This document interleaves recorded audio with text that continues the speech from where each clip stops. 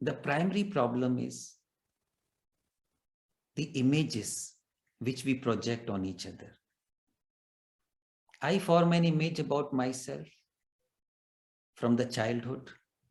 I have been told, I have been receiving so many inputs as a boy or as a girl.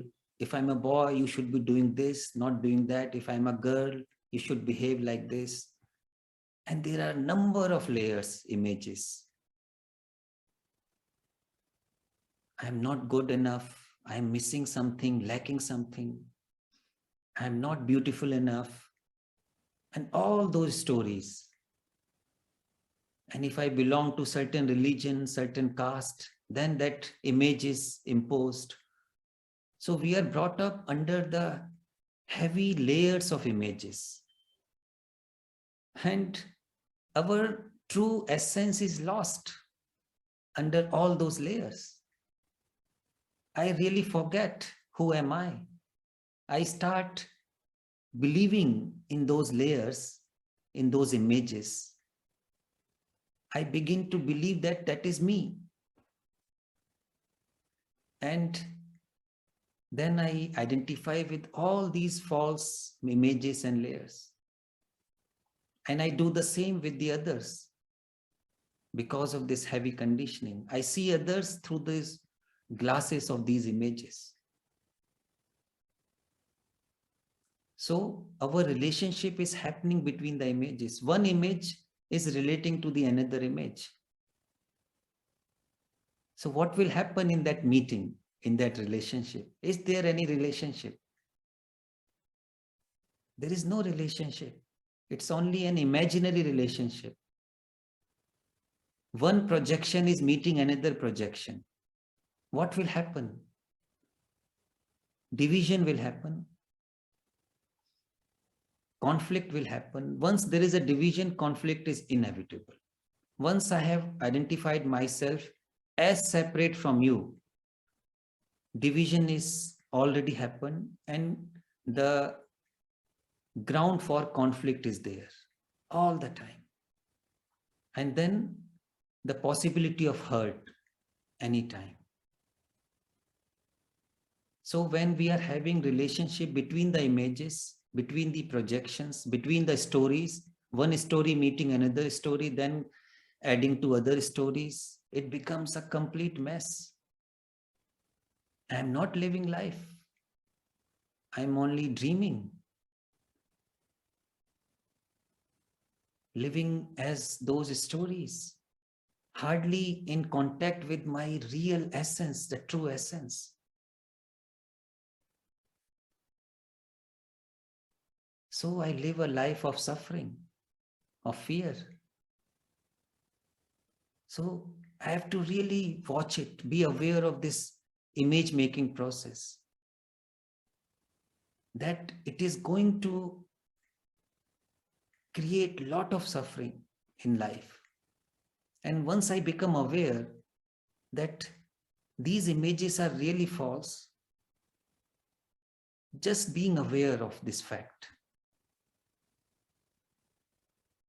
there will be a beginning of freedom from those images. If I see that this is not the way of living, it is destructive, it is dangerous, it's not way to real happiness, real peace, it will block the flow of love and compassion. If I see it clearly, then there is a beginning of freedom.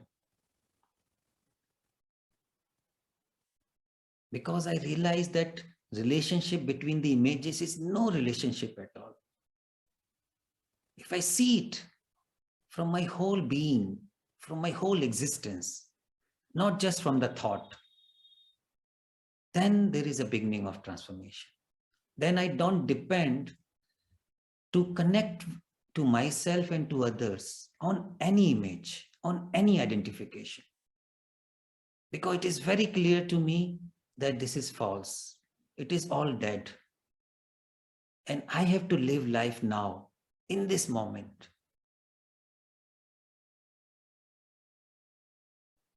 So I see this is the fundamental cause of conflict and suffering in relationship.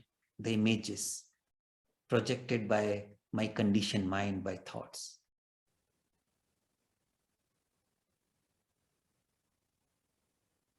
And another problem which comes in the relationship, that I always project what should be or what should not be. This is the fundamental conflict in all relationships. There is the fact, the reality, and then I am projecting something else.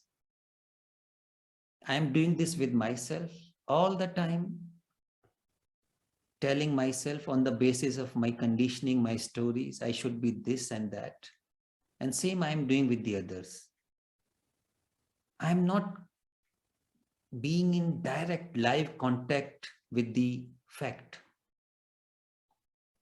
I'm all the time projecting the non-fact.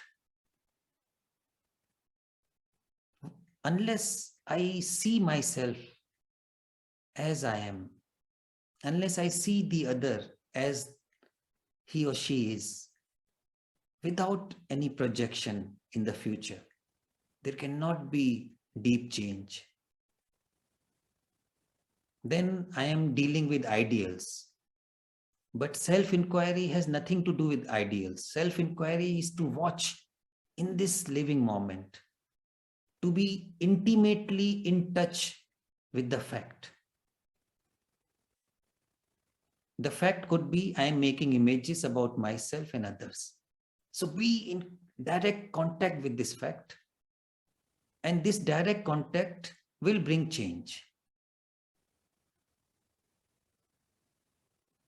So if I see that it's a wastage of energy to project what should be and what should not be, the transformation will only happen if I see what is directly, without any compromise, without any escape. For example, I may discover in my relationship that I don't listen to the other. There is no listening happening.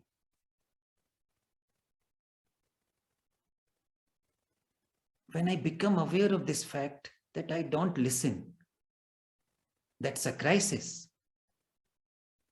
And it's a creative crisis. The crisis has to come. Otherwise, there will be no transformation.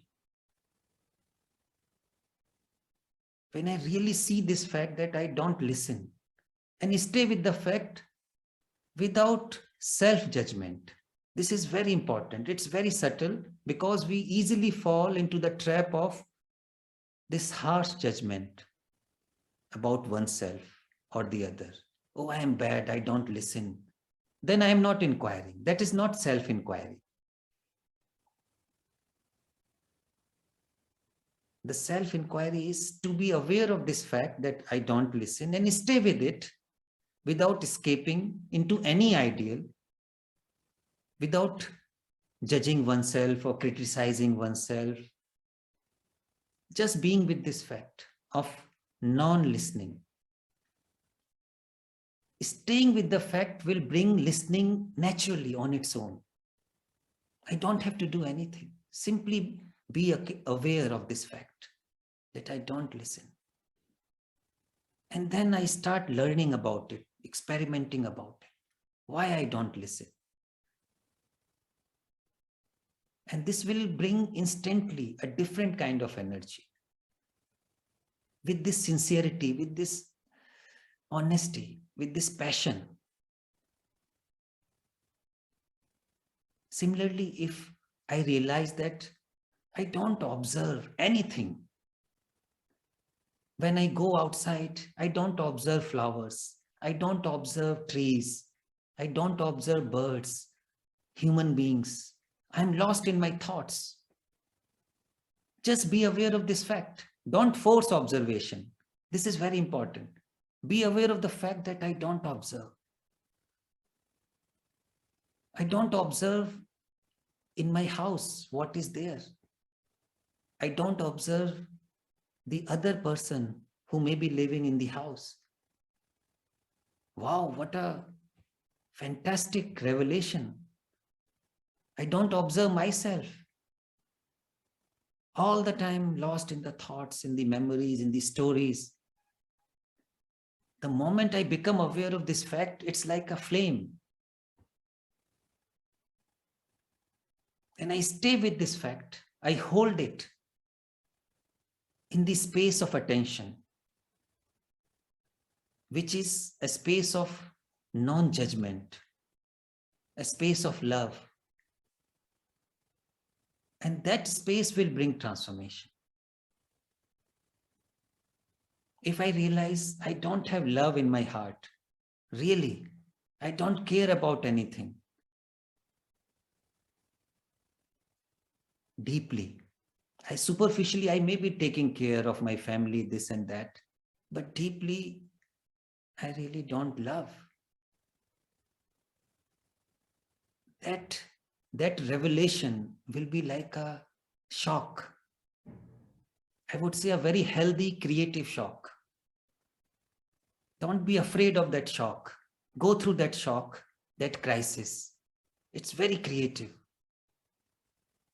And that will bring transformation. Don't put any ideal or expectation. Don't imagine anything. Just hold that fact in the flame of awareness. Then love will naturally flow. Don't make love as an ideal. It is here and now. Just seeing the fact as it is.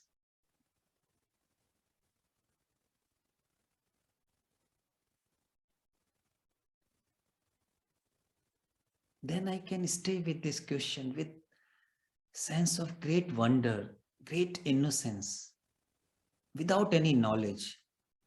What is this most beautiful thing called love? I really don't know, but I am really interested in exploring. What is this awareness? I really don't know. I have an idea about awareness, but I really don't know.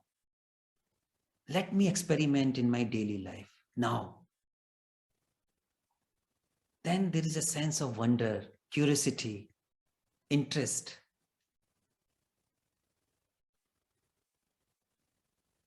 Then there is a joy in learning. This is a learning without accumulating. This is a learning from moment to moment. Like when a friend says, love is when you are not.